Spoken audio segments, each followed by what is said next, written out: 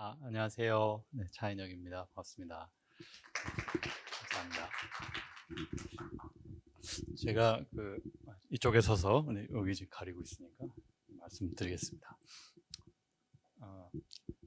디지털 조선과 DAI가 이렇게 개최하시고 또 부산에서 이렇게 열리고 있는 AWC 인 부산 초대를 해주셔서 어떤 말씀을 드릴까 생각했었는데 사실 최근에 좀 굉장히 여러 가지 이제 특강이나 이런 요청을 좀 받았어서 하고 좀 헷갈렸었습니다. 또 시대가 시대이니만큼 챗GPT라든가 뭐 생성 AI에 대해서 굉장히 관심이 많으실 텐데 저도 당연히 그런 사람 중에 하나고요. 근데 다행히 저는 30년 전에 미국 유학 시절에 AI를 전공을 했었고 그 뒤에도 계속 기업에 있으면서 연구 개발직으로 또는 경영자로 계속 AI와는 계속 생활을 했었기 때문에 제 입장에서는 별로 이렇게 아주 큰 감흥이 있는 그런 상황은 아니었거든요. 그래서 일단 어차피 이런 특강은 개인적인 얘기일 수밖에 없고 개인적으로 어떻게 느끼는지 어떤 궤적을 가져온 사람이 어떤 식으로 생각할 수 있겠다라고 한번 말씀을 드리는 기회로 삼겠다라고 이렇게 하고 있습니다. 이 내용은 사실은 한 2, 3주 전에 한국의 그 주요 기업 오너분들이나 CEO분들이 모이신 포럼이 하나 있더라고요. 저도 몰랐는데 거기 초청을 받아서 갔었는데 한 200여 분 와 계시는데 거기서 비슷한 말씀을 드렸었어요. 그래서 CEO분들은 굉장히 좋아하시면서도 난감해하시는 그런 종류의 말씀이었는데 오늘 약간 조금 자료 좀 넣고 빼고 하면서 비슷한 말씀을 드리게 될 것 같습니다. 기술적인 얘기는 거의 없으니까 염려 마시고요. 혹시라도 기술적인 거 물어보시면 제가 말씀드렸듯이 전공한 지 30년 됐기 때문에 잘 모릅니다. 그래서 기술적인 깊이보다는 한 3만 피트 위에서 이런 걸 어떻게 바라볼 수 있을까 그런 생각을 이렇게 드리겠습니다. 제가 했던 일들 경력 이런 것들 이렇게 있고요. 자료 제가 그 주최 측에 말씀드려서 혹시 필요하신 분들은 연락 주시면 받으실 수 있도록 할 테니까 그때 보시면 될 것 같습니다. 현재는 제가 한 3년 반 정도 CJ그룹에서 일을 하다가 평소 제 지론이 빨리빨리 경영자는 젊은 분들한테 빨리 물려드리고 빨리빨리 자유로워져야 된다고 생각을 했었고 한 6개월 걸려갖고 7월에 잘 나왔습니다. 그래서 지금 굉장히 마음은 자유로운데 시간은 더 없는 그런 상태로 있고 아까 소개해 주셨듯이 지금 대통령 직속 디지털 플랫폼 정보위원회라는 데서 좀 일을 하면서 디지털 트윈 TF를 맡고 있는데 주로 현재는 앞으로 다가올 기후재난에 대비한 그런 것들을 미리 좀 조심하고 좀 대비하는 것들을 국내 유관 부처들과 함께 좀 준비하는 그런 작업을 하고 있습니다. 네. 저희가 제가 마지막으로 CEO로 있던 회사가 IT 서비스 회사입니다. CJ 그룹에 있는 올리브네트웍스라는 회사고 IT 기술자들도 많이 있는 회사인데 1,500명 중에 개발자가 900명 정도 되는 회사거든요. 그럼 여러분들 생각하시기에 그런 회사는 임직원분들이 AI라는 이런 것도 잘 알겠고 맨날 이렇게 잘 쓰겠거니라고 생각하실 수 있는데 저도 그럴 줄 알았는데 꼭 그렇지 않더라고요. 챗GPT가 나온 다음에 2, 3일 뒤에 저희가 비상회의 같은 걸 좀 경영자들이 먼저 했고 항상 그렇듯이 CEO가 나서지 않으면 아무것도 안 일어납니다. 그래서 마구 이거 우리 어떻게 하지? 올 게 왔는데 이러면서 한 2주 뒤에 회사 전체 이렇게 챗GPT에 대한 어떤 워크숍을 했었는데 되게 놀랐었죠. 어떻게 저렇게 아무도 별로 본 게 없지? 이런 그런 느낌 있잖아요. 무섭도록 빠르게 변하는 시장과 산업 기술에 대해서 변화를 두려워하고 사실 싫어하는 것들은 심지어는 기술자들로 이루어진 회사에서도 있다라는 말씀을 좀 드리는 거고요. 물론 다 그렇진 않죠. 많은 경우 호기심도 많으시고 또 공부도 하시는 분들이 당연히 계시고 그렇지만 벌크로 생각하면 조직 전체를 생각하면 이걸 어쩔 이런 그런 것들이 많이 있다는 말씀입니다. 그러지 않아도 디지털 전환이니 메타버스니 매년 서너 개씩 나오는 그런 그 키워드들 그런 것들이 나오면 조직에서 어떤 일이 벌어질까요? 조직을 오운하고 계신 분들은 우리는 어떻게 할 건데? 일주일에는 리포트를 갖고 와, 전략을 갖고 와 이렇게 되죠. 세상은 맨날 바뀌고 있는 것 같고 그 모든 변화는 내 머리 위에서 움직이는 것 같고 나는 거기에서 뒤떨어지는 것 같고 자원을 많이 가진 분들일수록 더 그렇게 두려워합니다. 그 두려움이 여과 없이 그대로 조직으로 내려와서 더 두려워하죠. 그리고 두려움이 심해지면 마비가 일어나죠. 그래서 결국 아무것도 안 하고 그냥 휙 지나가 버리기를 원할 수도 있습니다. 저희도 이제 그런 상황이었고요.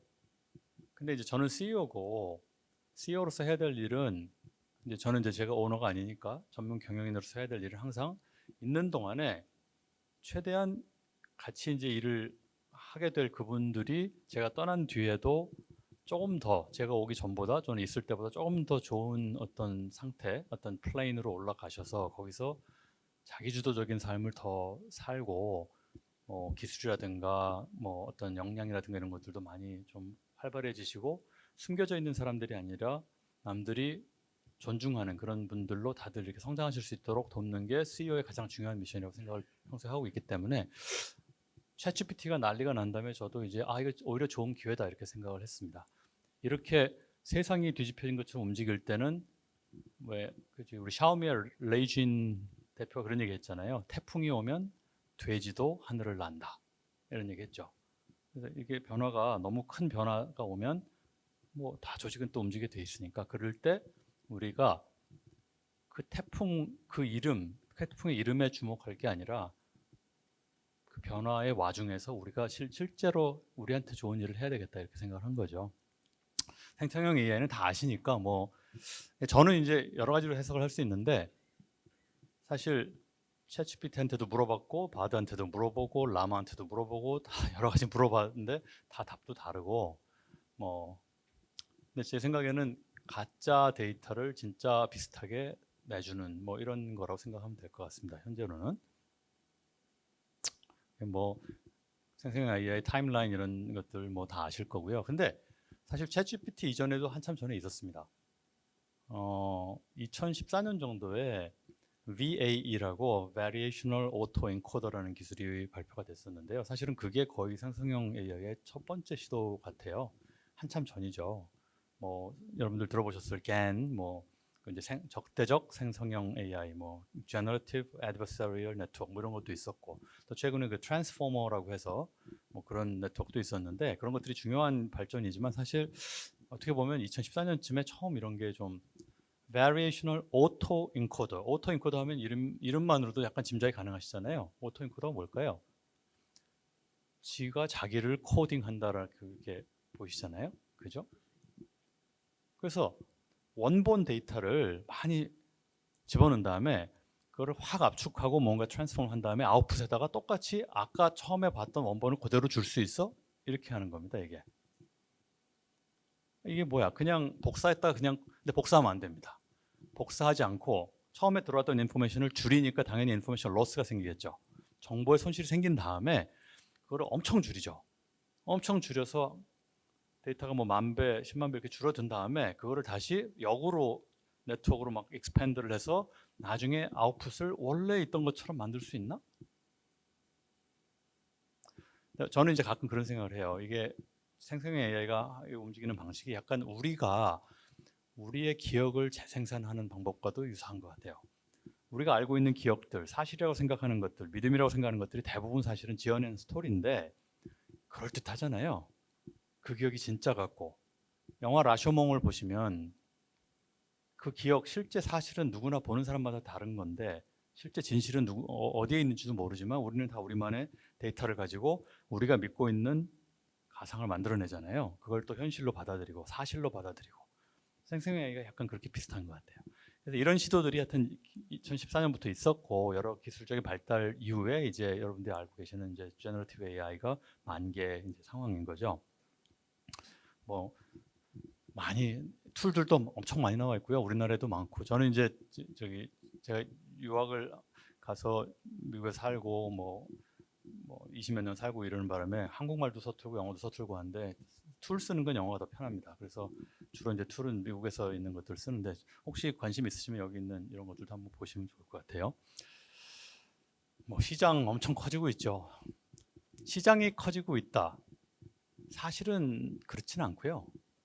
시장이 커지고 있는 게 아니라 지금 투자가 이루어지고 있죠. 사실은 시장은 아직 크지 않습니다. 별로 안 큰데 누가 돈을 벌고 있냐?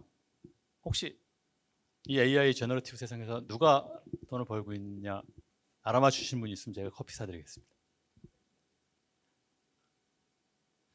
정확히 12년 전에요. 제가 삼성 SDS라는 회사에서 일을 할 때 그때는 시대의 화두가 빅데이터였어요. AI 이런 말은 없었고 빅데이터였죠. 근데 당시에 이제 오러클이라고 하는 세계 최대 데이터베이스 회사에 빅데이터 사업 부문장 박사님이 여성 박사님이셨는데 인수된 기술 회사의 대표였고 이제 오라클에서 이제 빅데이터 사업 부문장 CTO를 맡으셨고 그분이 내한을 하셔갖고 워크숍을 하고 밤에 만났는데 워크숍을 하는 내내 결국은 결론적으로 제가 느꼈던 의심은 빅데이터 사기다. 이거는 오라클이 자기 빅데이터 어플라이언스 팔려고 만들고 있는 거다라는 생각이 딱 들었었어요. 그래서 저녁 먹고 와인 마시면서 그대로 질러서 물어봤더니 크크크크 하면서 웃더라고요. AI도 약간 광풍이잖아요. 이름에다가 AI 안 붙인 회사는 있으면 안 될 것 같고 거의 다 망할 겁니다. 거의 대부분의 빅데이터 회사가 망했듯이 논문도 많이 들어가고 있을 거고 지금도 그런 상황이니까 옥석을 잘 보시는 게 되게 중요할 거예요. 컨텐츠 뭐 생산 뭐 이렇게 생성하고 있고 근데 좀 이제 저는 그것도 중요하다고 생각하지만 데이터 증강 쪽도 되게 중요한 것 같아요. 이게 되게 재밌는 게 자 데이터를 필요로 하다. 아까 제가 말씀드렸죠. 빅데이터 시절 때부터 데이터가 얼마나 중요한지 데이터 is new oil 뭐 이런 얘기도 있었고 그냥 한번 신문 열어보십시오. 데이터가 얼마나 중요한지 내 데이터 개인정보부터 시작해서 데이터 하는데 실제 데이터가 그렇게 많을까요?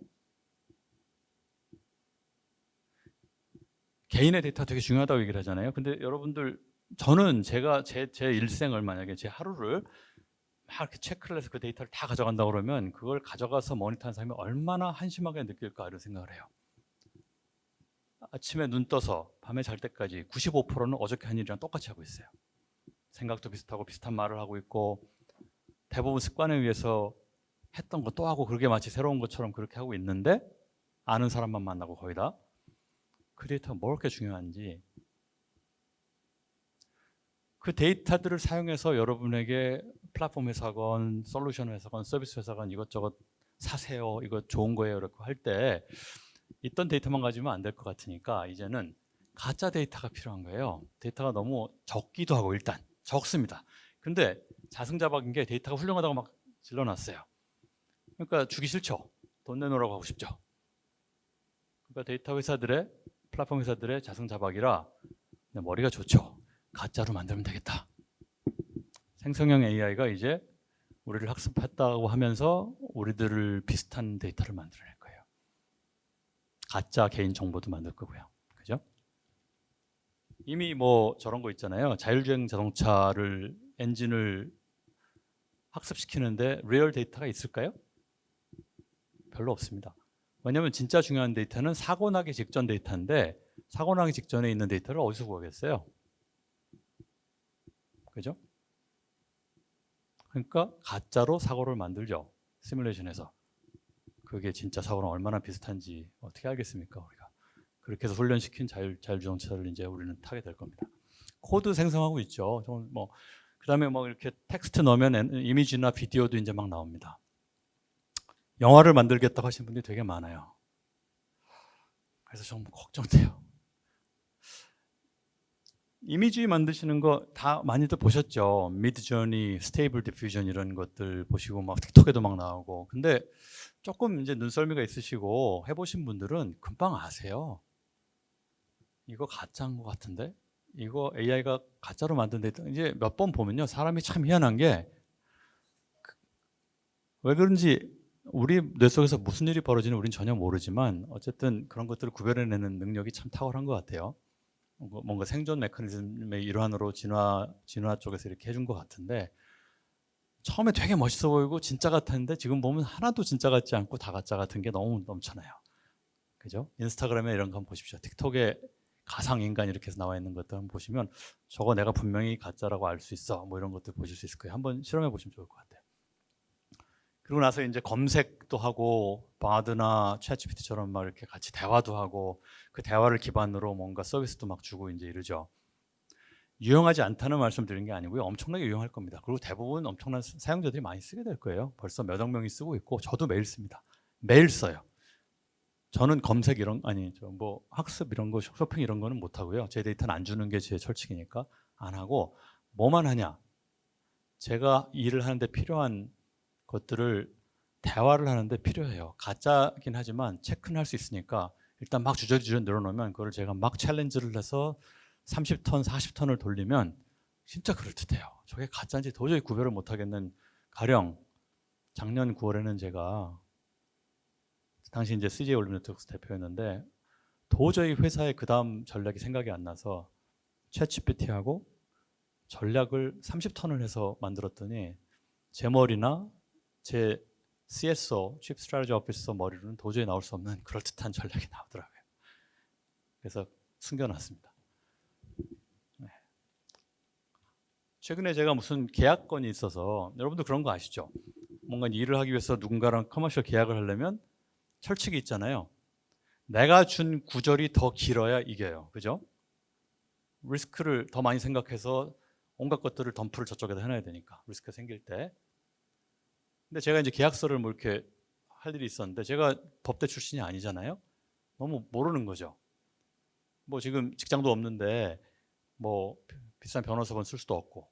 그래서 이름 다 바꾼 다음에 바드랑 챗GPT랑 열심히 지금 했더니 오 마이 갓. 6페이지짜리 계약서를 16페이지로 늘려서 저한테 유리하게 몇 턴 하니까 해주더라고요. 이런 거. 그래서 야, 너무 기니까 표로 해줘. 그랬더니 깔끔하게 표로 정리해줘서 지금 계약서를 막 바꾸고 있어요. 이런 게 도움이 되겠죠. 회사들에게는 뭐 온갖 것들을 이제 AI가 하게 될 겁니다. 가짜면 어때요? 유효한데, 그죠?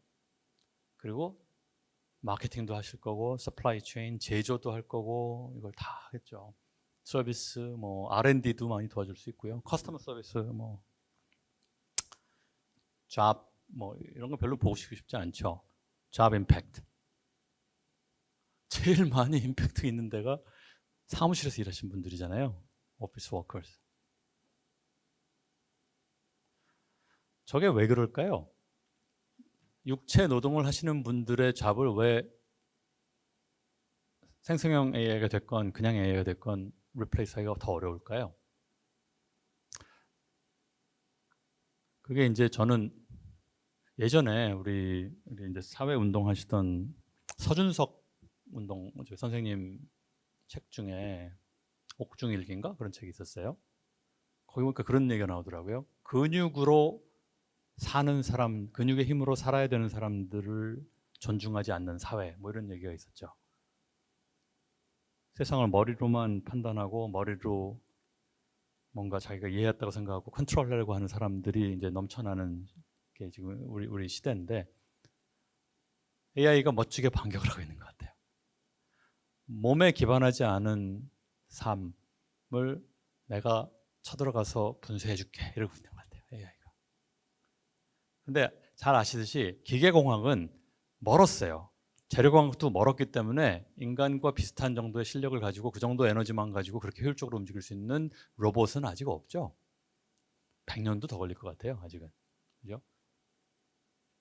그러니까 몸으로 사시는 게 더 유리한 상황이 됐죠. 상대적으로는 AI 대비. CEO 여기 기업 CEO 분들이 몇 분 계신지 모르겠는데 이제 CEO가 아니어도 좋습니다. 조직의 장들이 생각하셔야 되는 리스크 이런 것도 있잖아요. 그래서 그런 걸 이제 연구도 하고 또 챗GPT한테도 물어보고 이것도 한 10턴 하니까 사실에 기반해서 아주 종합적으로 정리를 해줬어요. 데이터 프라이버시, 시큐리티, 뭐 그다음에 regulatory compliance, 뭐 규제에 대한 compliance 뭐 이런 것들이 쫙 리스크라고 쫙 나오는 겁니다. 그리고 그 중요도까지 다 줬어요. 중요도를 왜 그렇게 중요도 하는지도 상세 설명을 몇 페이지에 걸쳐서 해줬는데 상세니까 다 넘어가고요. 근데 마음에 안 들더라고요. 우리 회사랑 그때 보니까 안 맞는 게 있어요. 그래서 이건 내가 질문을 잘못했구나. 그냥 이렇게 주는 게 아니라 섹터별로, 산업별로 다시 정리해줘. 그랬더니 하이텍 제조에서는 저렇고 저렇고요. 리테일은 저렇고 저렇고요. 뭐 로여라든가 무슨 뭐 회계사 같은 프로페셔널 서비스는 저렇고 저렇고요. 이렇게 쭉 나오고 설명을 또 쫙 해주는 거예요. 그럴듯한데 제가 이제 다른 분들께 자료를 이렇게 보여드리려면 저걸 다 체크를 해봐야 되잖아요. 챗GPT가 준 거를. 그래서 저기 보시면 여기 한 10개, 5개 정도 되는 칸을 다 저 나름대로 검색을 해봤더니 거의 다 맞아요. 저걸 1초 만에 저렇게 주죠. 그죠? 질문만 제대로 하면 이제 주는데 뭐 이렇게 그래서 AI를 가지고 조직의 리더가 걱정해야 될 것들을 프라이어타이즈 해갖고 이렇게 주더라고요. 그래서 자료 나중에 보시고요.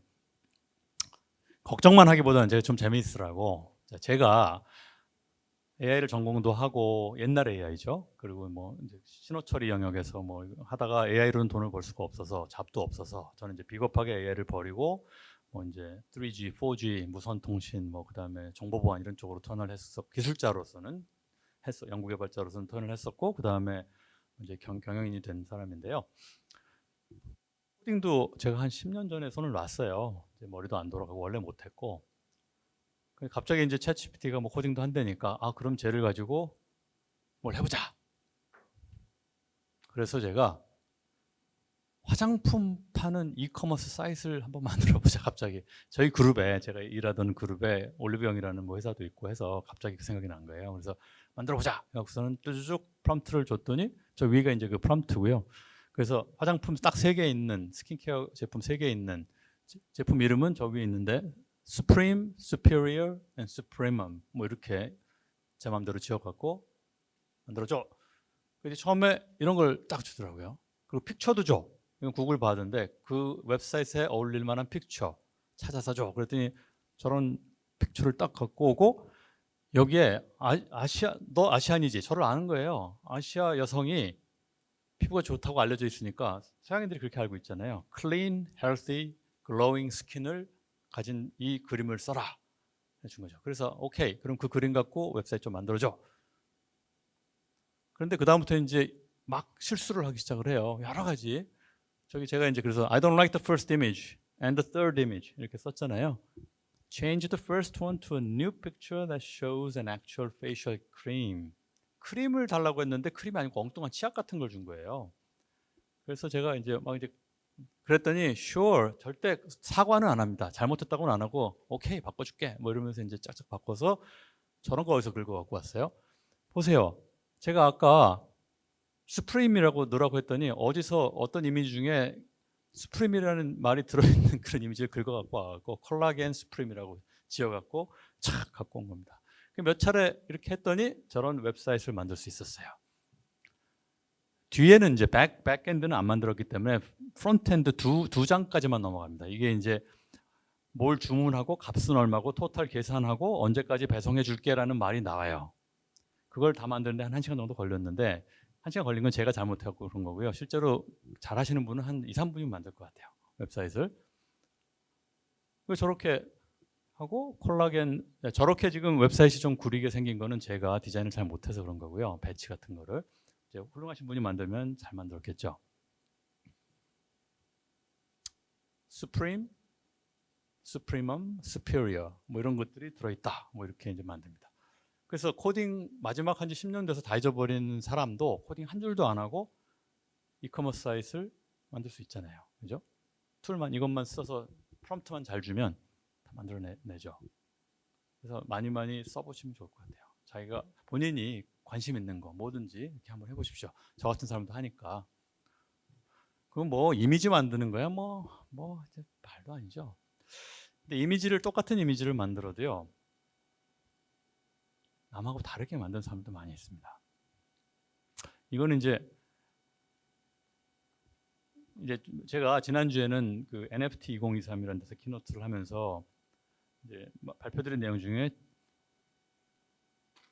Art Generated by AI랑 Generative Art라는 게 또 있어요. 그래서 그거를 구분해서 하는 설명을 드렸는데 이게 뭐냐면 저런 타워를 이렇게 이제 게임에서 디자인을 했는데 저 타워를 디자인하신 분이 되게 유명한 건축가세요.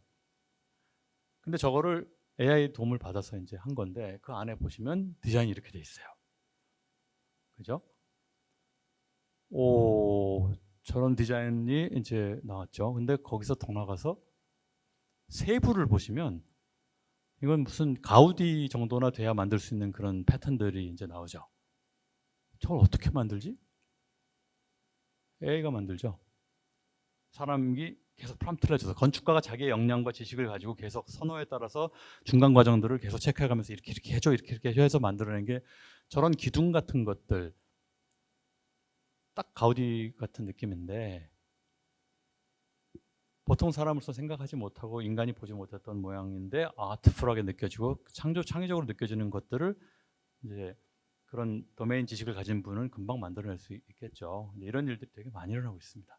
요거는 이것도 레픽 아나돌이라고 지금 AI를 활용한 아트 작품을 만드는 그 아티스트로서 전 세계 1위예요. 지금 뭐 루브르 이런 데서 뭐 난리도 아니고 몇 천만 불에 팔리고 이런 분인데 이분이 이제 유명한 뭐 작품들이 있는데 이거는 좀 잘 알려지지 않은 작품인데 이건 뭐냐면요. 전 세계에서 수백만 명의 사람들이 주고 있는 데이터들을 긁어 모아서 그걸 AI 보고 비주얼라이제이션 하라고 그래서 이제 만든 작품이에요. 소리가 있으면 좋은데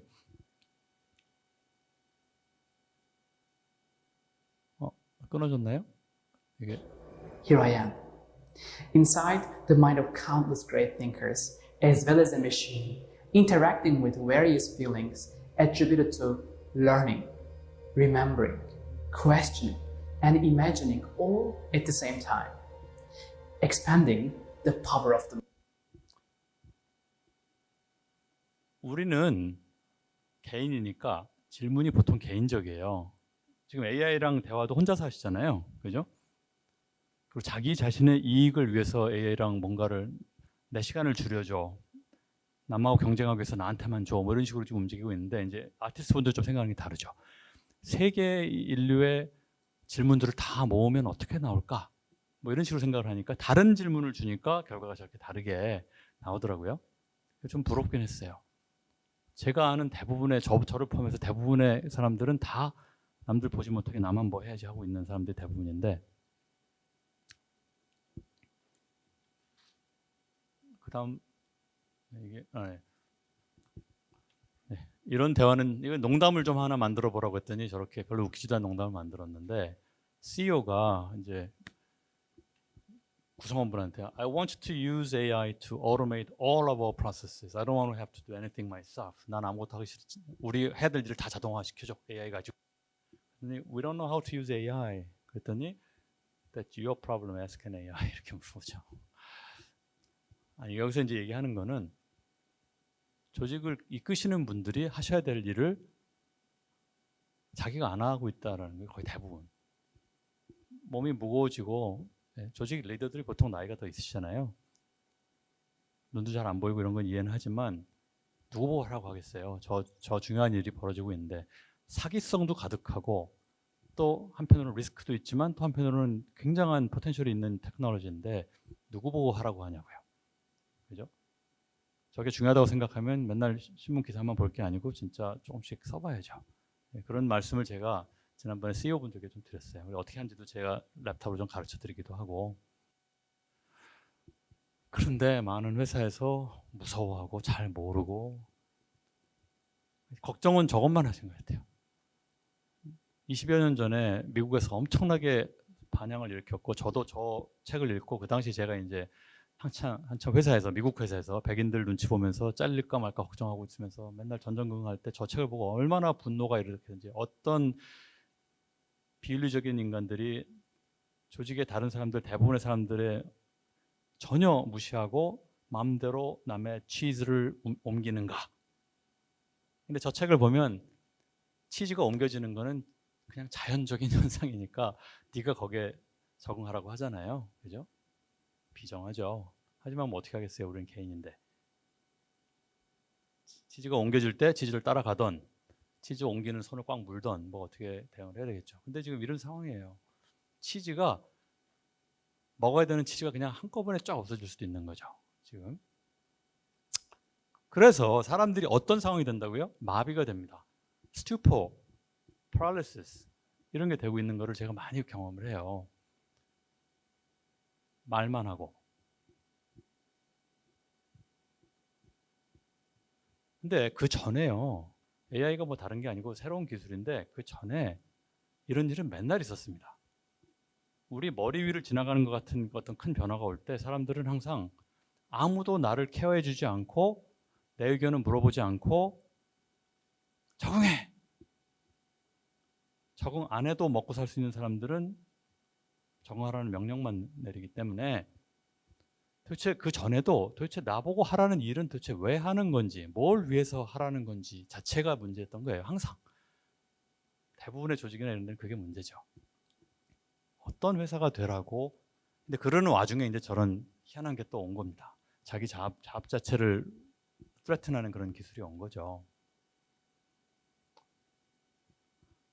스피노자가 에틱스, 그 윤리학이라고 하는 저서 중에 코트 보시면 저걸 제가 찾느라고 예전에 읽고 저게 딱 들어왔는데 구글 코트를 보니까 안 나와 있어요. 그래서 아휴, 찾는 시간에 내가 읽는 게 낫겠다 싶어갖고 다시 처음부터 읽기 시작했는데 저 구절이 있더라고요. 어떤 번역에서는 저 desire라고 되어 있는 거를 free will이라고도 씁니다. 사람들은 자기가 어떤 굉장한 욕구나 desire가 있고 그것 때문에 뭐가 일어난다고 생각하는데, 또는 자유의지, 내 자유의지를 내가 알고 있고 그거에 따라서 행동하기 때문에 내가 어떤 일을 주관적으로 하고 있다고 생각.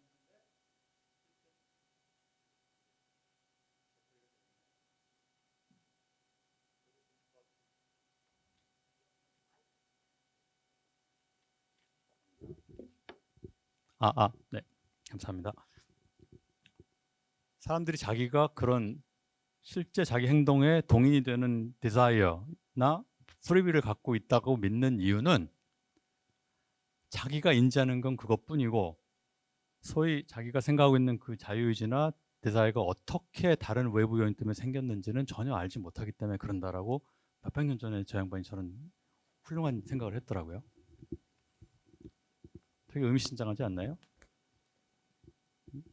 너의 주인이 되어라 이런 얘기 많이 하잖아요.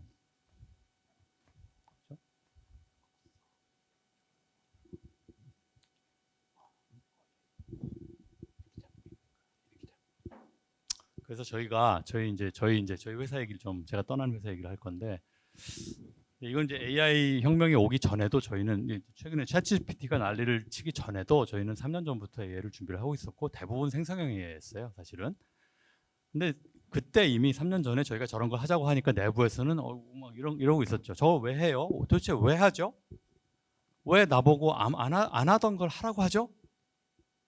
그래서 그때 CEO로서 해야 됐던 거는, 대부분은 아니어도 크리티컬 매스에 해당하는 임직원분들이 내가 도대체 이 일을 왜 하겠다는 건지를 기본으로 돌아가서 만들어내야 되는 게 필요하다고 생각을 했고, 그게 우리나라 기업이나 조직들이 항상 하듯이 오너의 뭐 신조, 우리 그룹의 무슨 뭐 철학 뭐 이런 게 아니고, 그거는 솔직히 말해서 하는 척을 해야죠. 그죠? 위에서 내려온 거니까 해야 되는데 많이 해야 되지만, 그게 아니라 그 울타리 안에서라도 실제로 임직원분들이 원하는 벡터의 썸을 만들어내야만 된다고 생각을 했고, 여러분 이런 거 한번, 조직의 리더분들 또 조직에 계신 분들 한번 생각해 보십시오. 하그레이브 존인가 짐인가 톰인가 퍼스트 네임이 기억이 안 나는데, 하그레이브스라고 하는 유명한 경영학자가 있어요. 세리 CEO에서 이제 인터뷰를 한 걸 봤었는데, 삼성의 CEO가 묻고 경영 구루들이 답한다 뭐 이런 시리즈가 있거든요. 세리 CEO에 보시면. 근데 다른 건 다 잊어버렸는데 제가 그분 얘기하는 것 중에 진짜 반성을 하게 만드는 얘기가 이런 거였어요. 미국 기업도 마찬가지고, 그런데 한국 기업은 더 심하고, 그런 현상 중에 뭐가 있냐면, 우리의 비전을 얘기를 할 때 오너가 됐건 CEO가 됐건 자기 비전을 열심히 떠들면서 그걸 하라고 하는데 그건 좋은데, 당신의 비전이 뭐냐고 묻는 사람이 거의 없다는 거예요. 왜 일하고 싶으세요? 뭘 하고 싶으세요? 미래에 뭐를 원하세요? 희망하세요? 이런 얘기를 물어보는 사람이 없다는 거예요. 근데 그게 계속 한 10년 전부터 저는 이제 머릿속에 계속 있었고, 이번에 이제 좋은 기회였어요. 3년 전에 제가 이제 CEO가 된 다음에 6개월 동안 저희 임직원분들하고 여러 차례 워크숍을 해서 저거를 같이 만들었어요. 그래서 우리가 왜 일하는지, 우리는 뭔지, 그래서 저렇게 만들었었어요. 더 나은 세상을 위한 기술. 그냥 CJ그룹의 조그마한 IT 서비스 회사일 뿐인데 우리가 일하는 목적은 더 나은 세상을 만드는 데 기여한다. 이런 걸 만들고 그때 사람들이 엄청 비웃었어요. 블라인드도 많이 올라오고 CEO가 이상한 생각을 하는 것 같아. 제가 보기에도 이상했죠. 그렇지만 제 생각에는 제가 경험했던 그 많은 변화들, 그로부터 유래되는 그 스튜포들을 감당해내려면 사람들이 자기가 원하는 게 뭔지를 알아야, 정확하게 알고 그거에 따라 거기에 헌신할지 안 할지를 스스로 결정하고 책임져야 된다고 생각을 했어요. 그래서 이제 이런 걸 했고요. 이런 것들을 저희가 만들었었습니다. 더 나은 세상을 만드는 데 기여한다. 도대체 뭘로? 뭐든지 상관없고 우리가 하는 모든 사업, 모든 기술을 다 그 잣대로 먼저 보면서 한다. 이렇게 한 거예요. 뭘 하든지 깊이 생각하고 조금 한 번 더 생각해보고 이 기술로 폐해가 뭔지, 누군가의 도움을 준다면 거기서 반대급부는 뭐가 있는지 이런 것들을 생각을 해보자라고 한 거죠. 그리고 그걸 생각하는 거를 계속 프로세스에 넣었고 이제 그렇게 움직인 겁니다. 무엇을 하기 전에 왜, 뭘 위해서 할 건지 이런 것들을 생각을 해보자는 말씀을 드렸던 거고, 변화는 누가 먼저 시작해야 되나요? 리드해야 되나요? 잃을 게 제일 많은 사람이 먼저 해야죠. 리스크를 제일 많이 테이크해야 되는 사람은 제일 특권이 많은 사람이 그렇게 하는 게 맞잖아요. 그죠? 뭐 오너가 됐건 CEO가 됐건 저는 뭐 오너가 아니니까 이제 저희 회사에서는 제가 이제 그걸 해야 됐었죠. 생성형 AI를 만든 사람들이 다 괴짜들이고요. 다 아웃캐스트들이에요. 비난 엄청 받았고 다 그러던 사람들이 지금 열심히 노력한 덕분에 제가 아까 AI 제가 비겁하게 도망갔다고 했잖아요. 그런 거 그때 저 같은 사람이 수만 명이었고요. 도망간 사람들이. 안 도망가셨던 분들이 딥러닝도 만들고 생성형 AI도 만든 거예요. 20년 넘게 죽어라고 골방에서 아무도 안 알아주는데 만들어서. 리스크를 걸어야죠. 그죠? 그래서 저희가 이제 한 3년 전부터 회사에 이제 그때 한 AI 엔지니어가 10분 정도 계셨어요. 1000명 정도 되는 회사에. 그분들을 인파하고 더 많이 하이어하고 최종적으로 저희가 한 50명 정도 너무 많아지니까 이제 회사 도저히 조그마한 회사에서 감당이 안 돼서 3분의 2 뚝 떼어서 이제 그룹에 AI 센터라고 하나 만들어 드리고 연봉 높으신 분들은 다 글로 보내고 박사님들은 다 글로 보내고 이제 저희 회사는 석사 졸업하신 젊은 분들 위주로만 남아서 열심히 생성형 AI를 하게 하고 그거를 임직원분들이 다 그걸로 기반해서 서비스도 만들고 제품도 만들고 뭐 이렇게 했었어요. 저희 이제 한 2년 전에 만들어졌던 저희가 만든 버추얼 휴먼이고요. 저희는 주로 버추얼 휴먼에 한 가지 얼굴로만 살면 재미없죠. 다양하게 살려고요. 제 직업이요? 나는 쇼호스트입니다. This is 사과. 나는 선생님입니다. 나는 인플루언서입니다. CJ 그룹이 저런 거 많이 하잖아요, 그죠?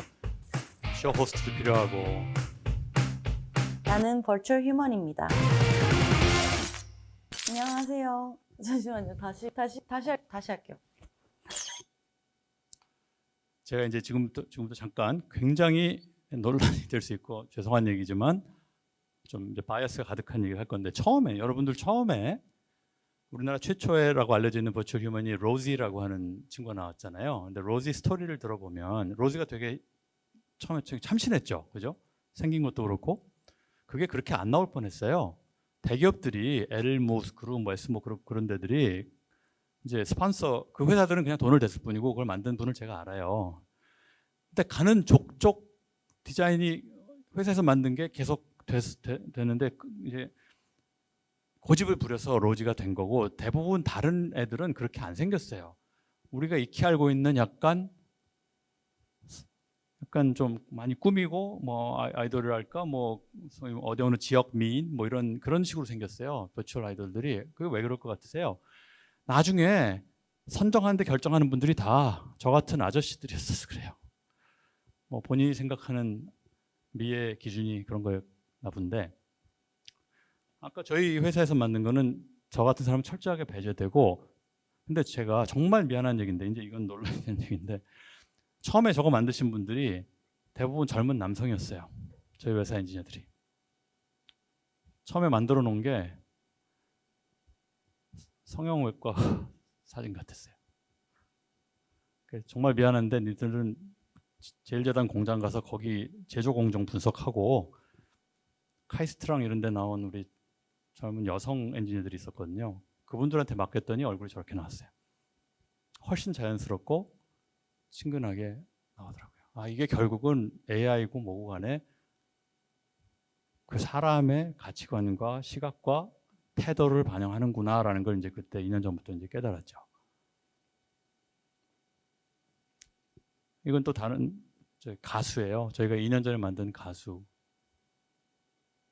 도망가자 어디든 가야 할 것만 같아 잘 아신 노래죠? 선우정아님 도망가자. 올 것 같아 괜찮아 우리 가자 제가 좋아하는 노래만 다 시켰었어요.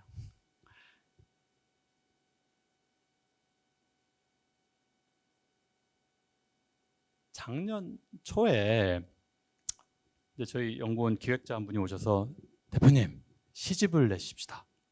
우리가 이제 생성형 AI 챗GPT 나오기 전에 우리도 이제 LLM을 했으니까 시집을 내자는 거예요. 처음 자기가 보니까 아무도 아직 안 냈다는 거예요. 세계 최초로 내자는 거예요. 버추얼 포이스로. 그 제가 살려줘. 정말 좋은 아이디어인데 조금만 바꾸자. 우리가 가상 시인 낸다고 하면 우리는 맞아 죽는다. 그게 아니라 좋은 세상을 만들자고 했잖아. 이제 하다 못해 가난한 시인의 것까지 우리가 버추얼 시인을 만들어야 되겠냐. 그러지 말고 저 버추얼 싱어를 데뷔를 안 시킨 이유는요. 우리나라에서 싱어가 되기 위해서 싱어가 되는 게 인생의 목표인 100만 명 이상의 청소년들의 니즈를 그분들을 도와드리면서 저걸 데뷔시킬 방법을 못 찾아서예요. 아니면 50대, 60대 할 수 있는 거는 바에서 노래 부르시는 것밖에 없는 분들도 계신데 그런 분들의 상황까지 다 도와드릴 수 있는 기획을 못 하겠더라고요, 우리가. 그래서 저런 싱거를 데뷔를 안 시킨 거예요. 시집을 저렇게 만들자고 해서 그러면 우리가 할 일은 실제 시인분들, 진짜 스트러글 하고 있는 시인분들을 모시고 그분들이 쓸 수 있는 도구를 드리자. 그래서 그분들이랑 협업을 하고 우리는 시인을 만든 게 아니고 시인분들이 쓸 수 있는 도구를 만들어서 같이 시집을 만들자고 해서 만들어진 게 저 시집이에요. 9분의 젊은 시인들이었고요. 근데 이제 저걸 해본 다음에 시인분들하고 만나서 이제 나중에 저기 이제 그분들에게 시를 같이 쓰신 것뿐만이 아니라 저 도구를 활용했을 때 느낌을 감상을 그 시집에다 같이 실었어요. 근데 그분 중에 몇 분이 진짜 감동받은 얘기를 했는데 이런 얘기를 하셨어요. 내가 가난한 젊은 시인으로서 가장 죽고 싶을 때가 새벽 3시에 그 아무에게도 내 시작의 그 워드 블럭 이게 블럭이 생기잖아요. 몇 주씩 되고 있는 블럭을 아무에게도 호소를 할 수가 없었고 부모에게도 얘기할 수 없고 배우자에게도 얘기 못하고 아무에게도 얘기 못하는 불면의 밤에 저 툴이 그나마 있어갖고 말도 안 되는 소리도 막 시랍시고 주고 그래서 마치 고양이 애견 같기도 하고 한 대 때려주고 싶기도 하고 그렇다라고 쓰셨어요. 제일 외로울 수 있는 시간에 어쨌든 AI가 옆에서 있어서 싱긋하게도 할 수 있었고 실제 유스풀한 것도 만들어줬다는 얘기를 하더라고요. 저희는 이제 생성형 AI나 뭐가 됐건 간에 아까 말씀드렸잖아요. 우리 임직원들이 하고 싶었던 게 더 좋은 세상을 만드는 데 기여하는 일을 하고 싶어 하셨기 때문에 뭘 하든지 저렇게 느리고 쓸데없는 걱정을 많이 하면서 저렇게 하고 있어요. 지금도 그렇게 하신 걸로 알고 있고요. 그래서 AI를 여러 군데다 쓰기 위해서 진짜로 많이 희한한 데 많이 갖고 뭐 공장 맨 왼쪽 위에 있는 거는 이제 AI 팩토리 그런 거 이제 전시한 거고 가운데 있는 게 그 AI가 뭐 심각한 것만 하면 안 되잖아요. 지금 기후 재난 때문에 자동차 경주 세계 자동차 경주 1등 그 시합인 포뮬러 1이라고 하는 데가 있는데 거기를 박살내자. 저건 나쁜 사람이다. 가스 떼서 경주하니까. 전기차로만 경주하는 레이싱 대회가 있어요. 포뮬러 E라고 일렉트릭 할 때. 작년에 거기 가서 그 팀들을 만났고 저희가 그 팀에서 저걸 어떻게 하면 자동차 경주라고 하는 게 어쨌든 많은 사람들이 보는 건데 5억 명이 본다고 하더라고요. 저걸 어떻게 하면 탄소 풋프린트를 줄이면서 사람들이 좋아하게 만들까? 그런 걸 저희가 같이 논의하고 막 그랬었어요. 실제 협업도 같이 했었고.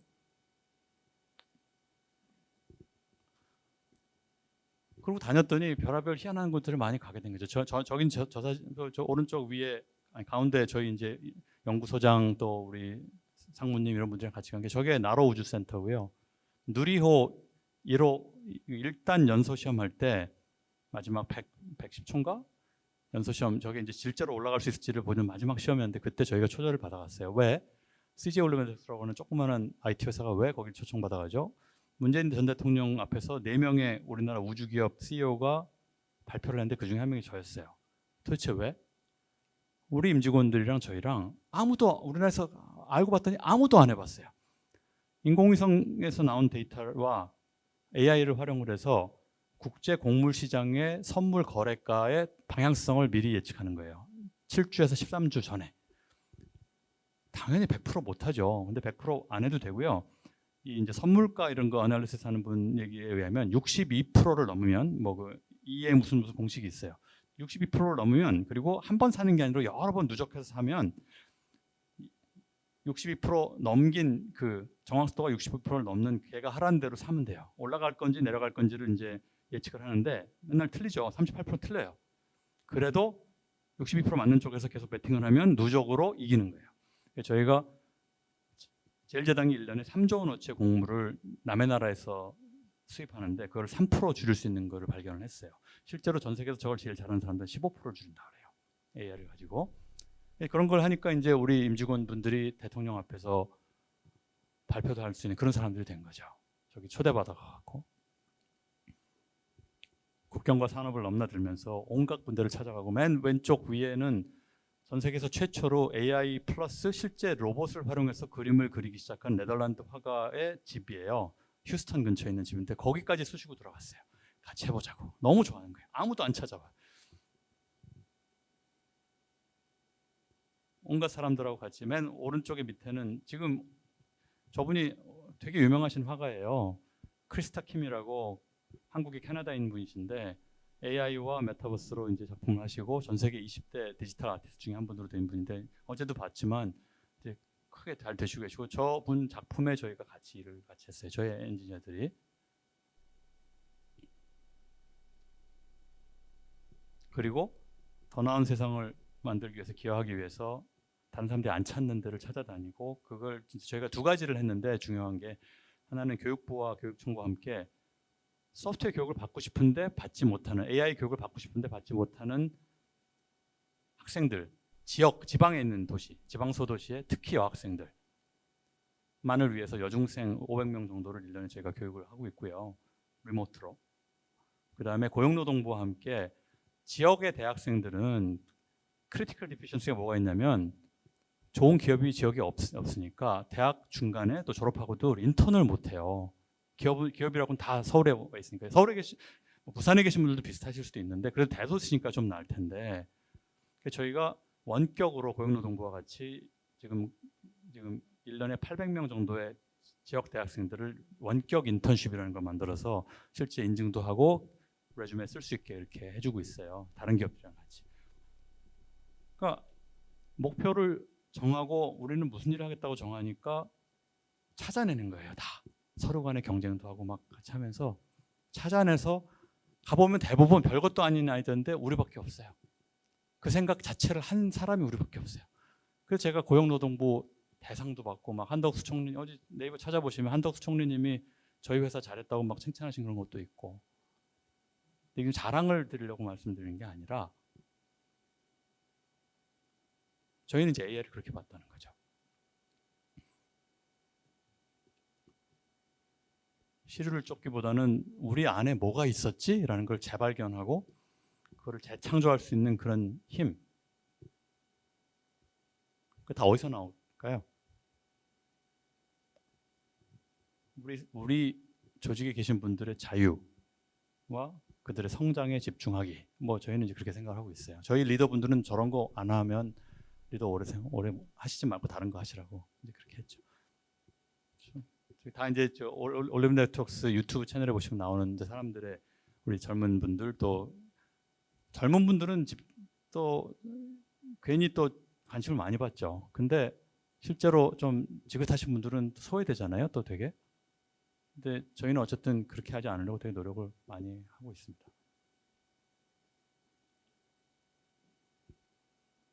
여기도 논란이 대상이 될 수 있는데 저는 unapologetic하게 말씀드려요. 제가 이제 뭐 20년 넘게 미국에서 있었고 유럽도 많이 다녔고 하다 보니까 한국은 아직 양성평등 멀은 나라. 제가 어디 링크드인에 썼더니 그런 거 얘기하고 다니지 말라고 그룹에서도 얘기를 하고 어디서 얘기를 하고 너를 위해서 얘기하는데 그런 얘기 하지 말라고 그러는데 우리나라 양성평등 지수가 전 세계에서 159위예요. 159위. 그래놓고 선진국이라고 하고 있어요. 제가 처음에 회사에 들어왔는데 전체 인력의 35%가 여성인데 팀장급 이상이 9%인 거예요. 9%. 그래서 첫 해 말에 정확하게 10% 되는 분들을 이제 여성 팀장으로 위촉을 하고 이제 같이 식사한 자리였어요. 되게 슬프더라고요. 히든 피겨즈라는 영화 아시죠? 나사에서 한번 찾아보시죠. 꼭 보세요. 나사에서 3명의 흑인 여성 엔지니어들이 나사 아폴로 프로그램을 위해서 얼마나 큰 공헌을 했는데 completely hidden 돼 있다가 40년 만에 밝혀져서 영화로 나왔죠. Unhide your own hidden figures. 뭐 이런 거 해야 된다고 생각한 거예요. 왜냐하면 그분들이 우리의 반이에요. 뭘 하고 싶냐고 물어보지도 않아요. 희망이 뭐냐고 물어보지도 않아요. 생성 AI 상상을 초월하는 이제 변화가 올수록 조직은 결국 그 모든 걸 감내해야 되고 그거를 거기에 꺾일지 또는 그거를 타고 넘어갈지 그거 모든 것은 구성원분들이 결정을 하는 거죠. 리더는 왔다가 가는 사람들이고요. 자기 쓸모가 없어지면 자기가 알아서 나가야 되는 사람들인 게 리더인 거고 변화를 두려워하거나 싫어하지 않고 정면으로 받아들이면서 즐기고 웃고 서로 실패하고 격려하고 보다듬을 수 있는 그런 조직이 될 수 있도록 모든 시도가 모두 실패하더라도 결국은 사람들은 남으니까 그래서 그런 조직들이 돼야 생성형 AI를 두려워하지 않으실 수 있을 것 같아요. 두려워하시지 말고 여기 계신 모든 분들께서 진정한 자유의지를 자기만을 위한 의지가 아니라 자기보다 큰 세상을 위한 의지가 진정한 자유의지겠죠. 결국은 AI가요. 제가 이런 얘기는 여기서 하는데 AI는요. 우리한테 똑바로 물어봐요. Who are you? What kind of people are you? 뭘 위해서 일하고 누구를 위해서 누구를 사랑하고 누구를 위해서 일하는지 이런 걸 물어본다고 생각을 해요. 왜냐하면 거기에 대해서 대응하는 방식이 우리가 저런 걸 어떻게 생각하는지를 그대로 반영하기 때문에 그런 거죠. 혹시 여기 CEO 분들 계시면 CEO는 이제부터는 Chief Exploration Officer여야 되고 최고 탐색가여야 되고 자기가 하는 게 아니에요. 탐색 지원하는 거지. 탐색을 많이 지원해 주시면 좋을 것 같습니다. 진정한 자유의지에 기반한 구성원분들의 포텐셜을 어떻게 보다듬고 키울지를 고민하시는 그런 많은 분들이 리더라면 다만 한 사람이라도 리더하시고 있다면 그렇게 하셔서 생성형 AI를 포함한 이 큰 변화들을 다 감내하시고 더 좋은 데로 이렇게 가실 수 있기를 바라겠습니다. 감사합니다.